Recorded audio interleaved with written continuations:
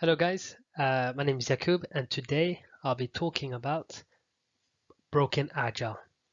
Okay, and you can see behind we have the symbol for the communist, the Soviet Union, and just like them, a broken system. We'll be discussing about the broken system of Agile. Okay, so what to fix? Normally, when an Agile process is failing, it is because either it's going to be a dysfunctional organization, lack of discipline, too much communication, or too little communication. A dysfunctional organization. Okay, so let's start actually from no trust. Okay, now you have a manager over here. For the sake of this, let's just call him Bob. Bob doesn't trust his employees. Okay, and let's say here we have Mr. John and Mr. Dick.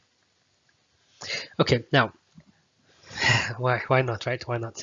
Okay, Bob doesn't like Dick.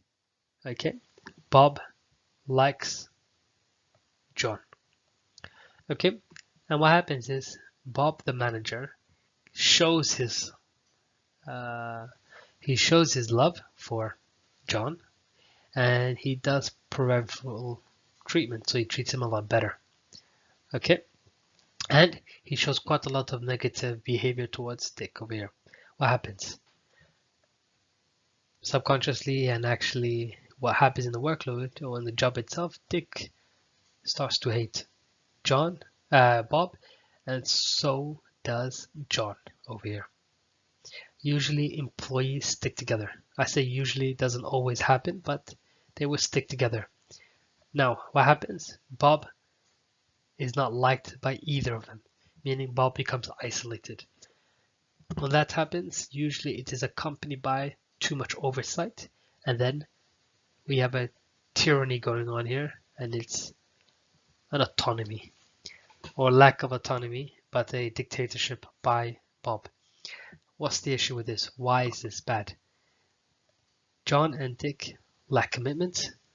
They might start looking at other jobs when they're supposed to be doing their jobs. A lot of sprints and deadlines get missed. And most and worst of all, nothing gets done. Project goes over budget. Bob gets fired eventually. Doesn't always happen. Sometimes it should happen, but it doesn't. So I've actually worked in a very dysfunctional organization myself as a BA. I've requested to look at the repository for the code, and I was relatively new to the company, and the manager said no. So that's the code over here. It's a human.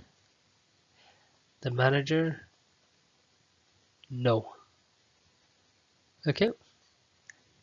Security reasons. Otherwise, don't trust his employees. Okay. Now, why is that a problem? Now, I like to work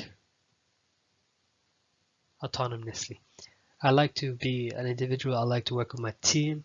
I don't like a lot of managers have let's say a lot of influence on it, especially when they're not part of the project themselves. Why?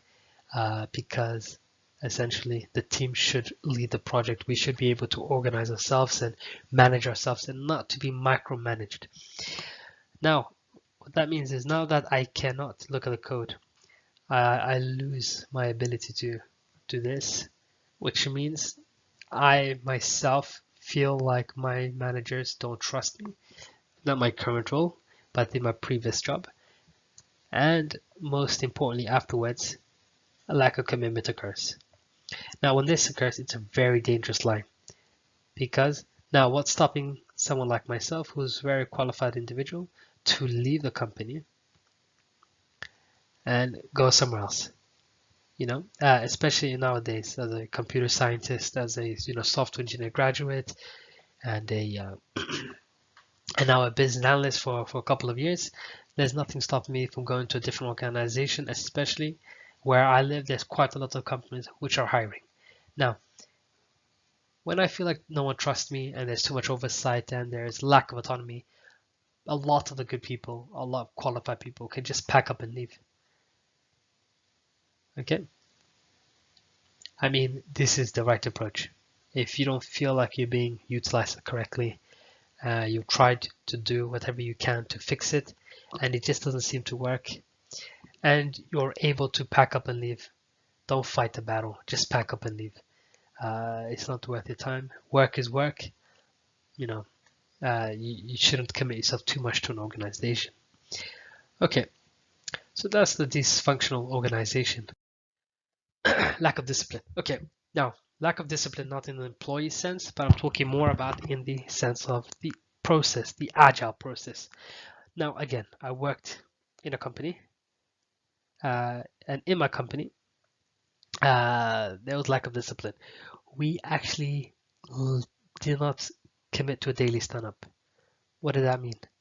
It meant that every day we weren't doing our daily stand-up. We would do it maybe once a week, once every 2 weeks, or every other day. Or if one individual wasn't there, we would say, no point.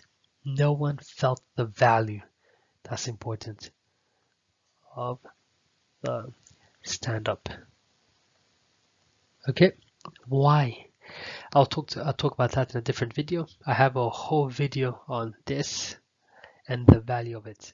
It's really crucial for any organization to adopt, whether or not you're doing an agile approach. Daily stand-up is a time when everyone can just stand there and talk and express how they feel and what's going on. But I'll come back into that into a moment. Now,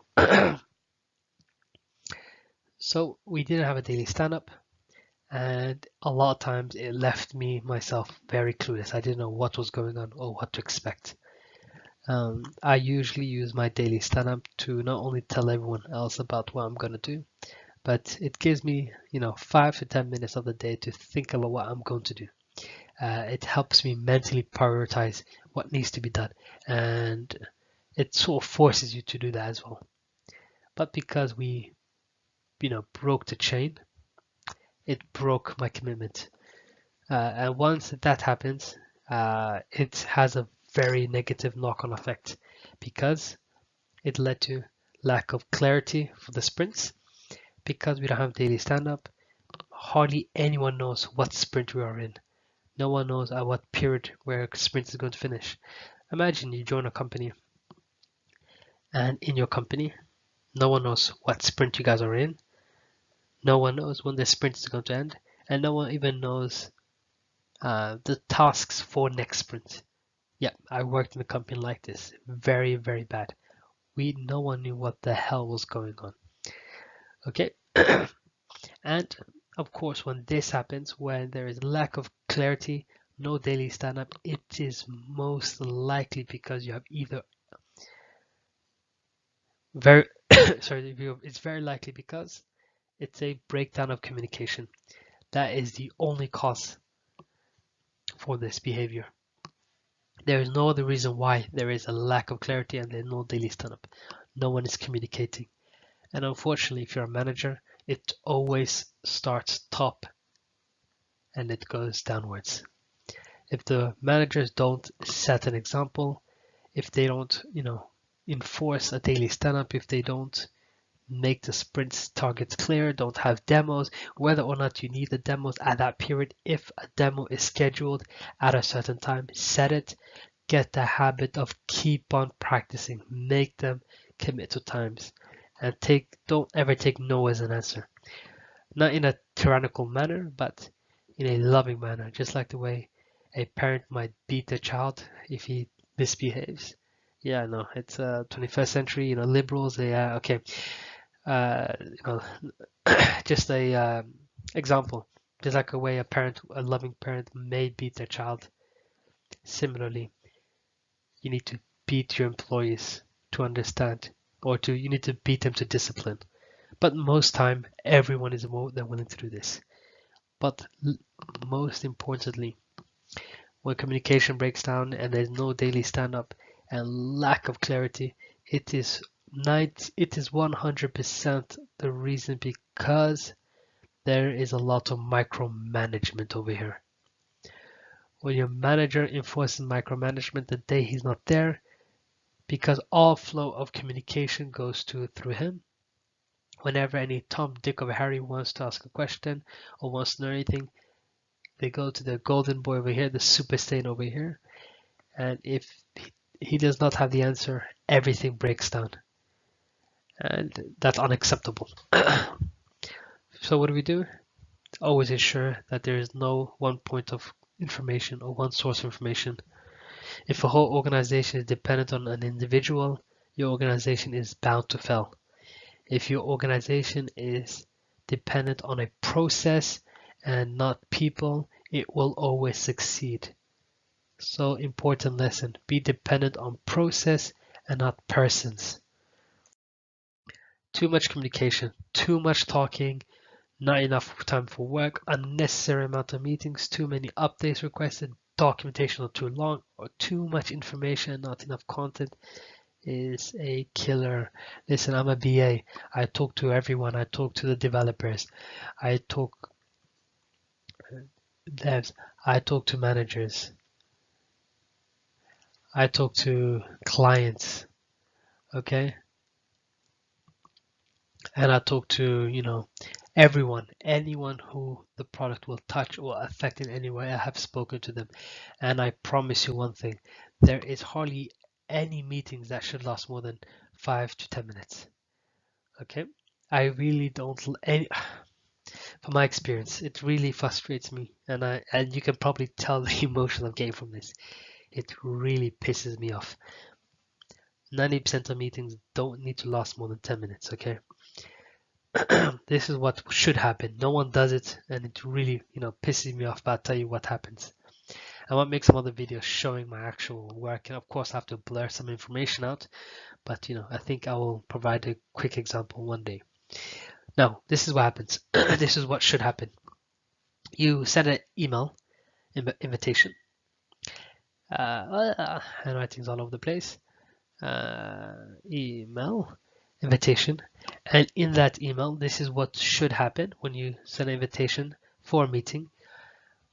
Okay, of course you do your nice little greeting, hello world, whatever you want to do, but in your email, the best thing to do is, especially if you want to talk about a certain functionality or a solution to a problem, or whatever, us BAs do, always in bullet points, not too much text. No one reads that. No one likes reading a long email. Okay, just bullet points of topics to be discussed, and at the end, a link to the actual solution. Request that everyone should read before the meeting. Make sure everyone comes before. Now, if everyone does it and everyone reads and understands in the meeting, everyone just sits there and says, yes, I agree, I don't agree, and they'll tell you why. And within 10 minutes, the whole entire meeting could be finished. If anyone has any further points to add or to do, to fix, they could just send it to you by email or have a one-to-one meeting with you. Another 10 minutes of quick discussion. Meetings should be quick, back-to-back conversation, point here, point there, point back, rebuttal, and finished. That's it. Okay, there's no need to sit there and talk for 6 hours and fix the problems of the world. No, all of that is done outside, everywhere else. You talk about what you can do over emails and stuff like that. Don't waste people's time. Value people's time, and please, please, please always send emails out with full information on what to expect, what to bring, what to read, what to write. And if you are a recipient, don't be a dick. Just read and do what it's supposed to be. Too little communication, again, breaks down the team, information lost, work loss, failures, abandonment of communication, the worst. Okay, and very much self-explanatory. My next video and the one after, I will talk about the ideal Agile team, how it looks in a very beautiful Agile team, as Mr. Trump says, working like a smooth oiled machine. Okay, and how to fix a broken team. So in this video, everything we spoke about, how to fix it, but the one before that, the video prior, the next video is going to be the ideal Agile team. Okay, thank you very much. My name is Yakub, I'm a BA. Please subscribe, put down a comment. If you want me to make any other or any videos around this subject area, let me know. If there's any questions, just ping it down. I don't have many subscribers. I will almost definitely reply to you. Thank you. Take care. Have a lovely day.